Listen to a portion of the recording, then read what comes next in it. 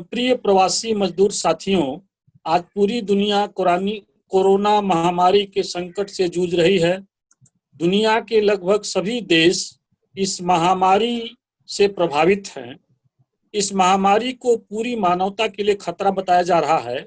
देश विदेश, गरीब अमीर, काले गोरे सब एक समान ढंग से कोरोना से पीड़ित बताए जा रहे हैं।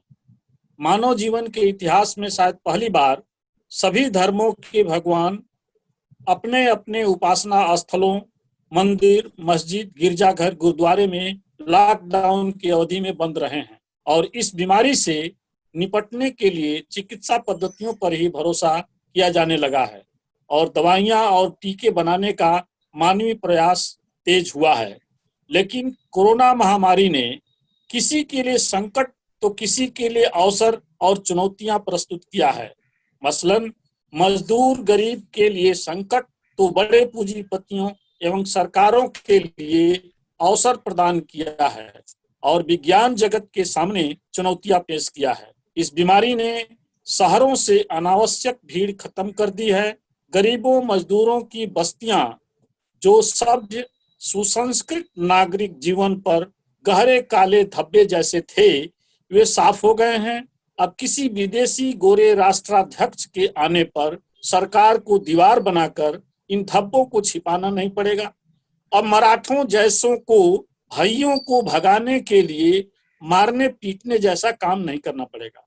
इतना ही नहीं, सरकारों को उद्योगपतियों पर से सामाजिक दायित्व का बोझ ढोने के लिए दबाव नहीं बनाना पड़ेगा और न ही उद्योगपतियों को किसी श्रम कानून के पचड़े में पड़ना पड़ेगा। अब उद्योगपतियों को कई रजिस्टर रखने, ईएसआई, बोनस आदि देने जैसे पहले से जारी श्रम कानूनों से मुक्ति मिल गई है।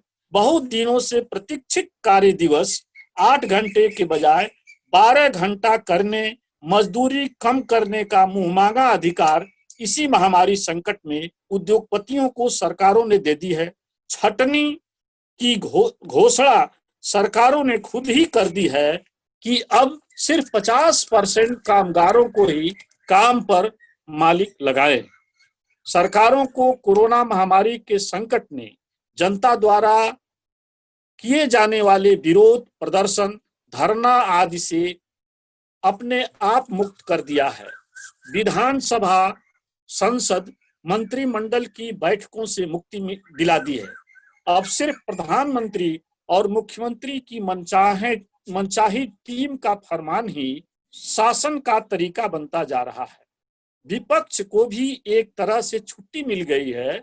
सिर्फ ट्विटर या वर्चुअल बातचीत की औपचारिक जिम्मेदारी रह गई है। लेकिन गांव छोड़कर जो ग्रामीण गरीब शहरों में जाकर रिक्शा ठेला खींचने, सब्जी बेचने, फेरी लगाने, चौकीदारी करने, ड्राइवरी करने, भवन निर्माण करने, भवनों, मालों, अस्पतालों में झाड़ू पोछा करने, मिल कारखानों में काम करने का काम कर रहे थे, जिनकी संख्या समूची आबादी का 40% बताया जाता है, जो सामाजिक रूप से दलित, अति पिछड़े एवं मुस्लिम अल्पसंख्यक समुदाय से आते हैं, जिनको कोरोना महामारी ने प्रवासी मजदूर के बतौर प्रसिद्ध किया है और दुनिया के नजरों में एक मजदूर वर्ग के रूप में पहचान दिलाई है। उनके लिए जीवन मरण का संकट उत्पन्न किया है। इनके लिए शहर और गांव कहीं भी जगह नहीं रह गया है। अब प्रवासी मजदूर गांव पुनः वापस आ रहे हैं, लेकिन इनके लिए गांव में भी कुछ रह नहीं गया है। औद्योगिक विकास के इस युग में भी आज भी 67% आबादी कृषि पर निर्भर है। लेकिन इस कृषि में रोजगार, जुताई, बुआई, कटाई, मड़ाई, रोपनी, सोहनी में रोजगार दिवस वर्ष में 20-22 दिन तक सिमट गया है। अब कृषि में भी पूंजी की दरकार हद से अधिक हो गई है। मुर्गी पालन, पशुपालन, मत्स्य पालन, ट्रांसपोर्टेशन, वाणिज्यिक खेती पर भी नौकरी पेशा, व्यापार, ठेका, कोटा से अतिरिक्त पूंजी जुटाए लोगों का ही कब्जा है। यही लोग सब्जी मंडियों, अनाज मंडियों, स्थानीय हाट बाजारों, ब्लॉक बैंक पर काबिज हैं। इन धंधों व्यवसायों में ग्रामीण गरीब हैं ही नहीं, या हैं भी तो 2-3 हजार रुपए महीने पर बेकारी काटते हैं। ये प्रवासी मजदूर, जिनमें से एक हिस्सा कुशल कामगारों का भी है, गांव से बेदखल लोग शहरों से होकर पुनः गांव में वापस आए हैं, तो इनके लिए सरकारें और पूंजीवादी अर्थशास्त्री पुनः कृषि कार्य, औपचारिक, पारंपरिक, बहुत कुछ पुश्तैनी पेशा जैसा कार्य सुझा रहे हैं। मनरेगा, वानिकी, जल प्रबंधन, हेचरी आदि में जीविका देने का कसरत किया जा रहा है, जो बहुत कुछ स्वांग करने जैसा ही दिख रहा है। मनरेगा, जिसमें वर्ष में 100 दिन काम की गारंटी की जगह मात्र 20-22 दिन का औसत काम मिल पाया है। मजदूरी भी 202 रुपए दैनिक है, जिसका भुगतान 3-4 महीने बाद तक किया जाता है। वानिकी और जल प्रबंधन तो कागजों में ही होता आया है। कृषि में वर्तमान स्थिति 2011 की सेंसस रिपोर्ट के अनुसार 34% लोगों के पास कोई जमीन नहीं है। 41% लघु किसान, सीमांत और मध्यम जोत के किसान हैं। 28% लोग गृह विहीन हैं। ऊपर से डीजल पेट्रोल के दाम का आसमान छूना और रोज बढ़ना, उर्वरक, बीज, कीटनाशक का दाम, कृषि उपकरणों का दाम लगातार बढ़ना, कृषि कार्य में मध्यम किसानों तक को तोबा करा रहा है। पहले से ही भूमिहीन किसान अधिया, बटाई, पेशगी, रेहन पर खेती करते थे। इससे उलट बड़े पूंजीपतियों, कारपोरेटरों द्वारा छोटे मध्यम किसानों से लीज पर जमीन लेकर बड़े बड़े फार्म लगाकर खेती करने की प्रवृत्ति जोर पकड़ने लगी है। जो नदियां, जंगल और जमीन आदमी के लिए हवा पानी की तरह प्राकृतिक उपहार मानी जाती थीं, उन पर भी जल, जंगल, जमीन माफियाओं का कब्जा है, कारपोरेटरों का कब्जा है। जो नदी, तालाब, पोखरे बच भी गए हैं, उनको उद्योगों, नगरों के कचरे विषाक्त कर चुके हैं। छोटी छोटी गांव देहात की बेनामी नदियां कचरा बहाने के नाले में तब्दील हो गई हैं। जो बची हैं वे बेपानी होकर पाटी जा रही हैं। सरकार प्रवासी मजदूरों के लिए एक और उपाय सुझा रही है कि स्वयं सहायता समूह की तर्ज पर कर्ज लीजिए और घरेलू उपयोग की चीजें जैसे दोना, पत्तल, अचार, पापड़, झाड़, फानूस, घर सजावट का सामान बनाइए। यह उपाय भी आजमाया और फेल हुआ है। लाखों स्वयं सहायता समूह के करोड़ों सदस्य आज तक कर्ज के जाल में उलझ कर रह गए हैं। इनके सदस्य किस्त भरने के लिए तेली के बैल बनकर उसी घन चक्कर में दिन रात घूम रहे हैं। फिर भी यदि ये कुछ वस्तुएं बनाए भी तो बेचे कहाँ?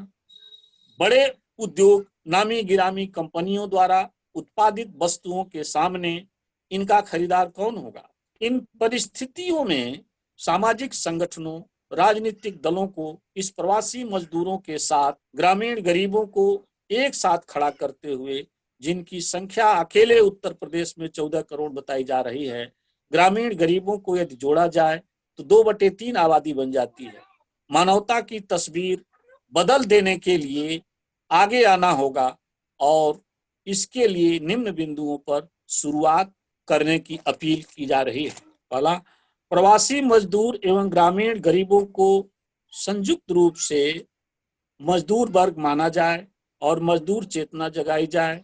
जीवन जीविका का सवाल प्रमुख सवाल बनाया जाए। सामाजिक और राजनीतिक संगठनों को भी जीवन जीविका का सवाल मुख्य प्रश्न बनाने के लिए दबाव बनाया जाए। गांव सभा में मौजूद सीलिंग बंजर परती की जमीन पर से बड़े लोगों का कब्जा हटाया जाए। उसके साथ खाली पड़े जमीन को प्रवासी भूमिहीनों को वास, आवास व कृषि कार्य के लिए दिया जाए। नगरों के विस्तारीकरण पर रोक लगाई जाए और शहरों में भी सीलिंग जमीन और पूंजी पर लगाई जाए। छोटे लघु उद्योगों को बढ़ावा दिया जाए तथा इनके उत्पाद खरीदने की गारंटी किया जाए तथा इन पर कोई टैक्स न लिया जाए। ताल, पोखरों, जलाशयों को माफियाओं से मुक्त कराकर प्रवासियों, ग्रामीण गरीबों को आवंटित किया जाए। वन विभाग की खाली पड़ी जमीन को वनवासी प्रवासियों को दिया जाए। वन उपज पर से कारपोरेटरों, माफियाओं के कब्जे से मुक्त कराकर प्रवासी वनवासियों को दिया जाए। प्रवासियों को कर्ज नहीं, एक मुश्त व्यवसाय के लिए सहायता राशि दिया जाए और इसकी कभी वसूली न की जाए। इनके द्वारा उत्पादित वस्तुओं पर किसी प्रकार का टैक्स न लगाया जाए। आइए हम इनके साथ मिलकर इनको और अपने को इस संकट से उबारने के लिए प्रयास तेज कर दें। इनको संगठित करने के लिए प्रवासी मजदूर सम्मेलन का आयोजन करें, जिसमें सरकार और मीडिया द्वारा फैलाए जा रहे भ्रम से मुक्त करते हुए जीवन जीविका का प्रश्न मुख्य प्रश्न बनाते हुए एक ताकत का निर्माण करें। और आज एक प्रमुख रूप से जो सामाजिक संगठनों, खासकर जो अति पिछड़ी जातियों का, जो दलित जातियों का सामाजिक संगठन है, इनको यह जिम्मेदारी हर हाल में उठानी चाहिए। धन्यवाद।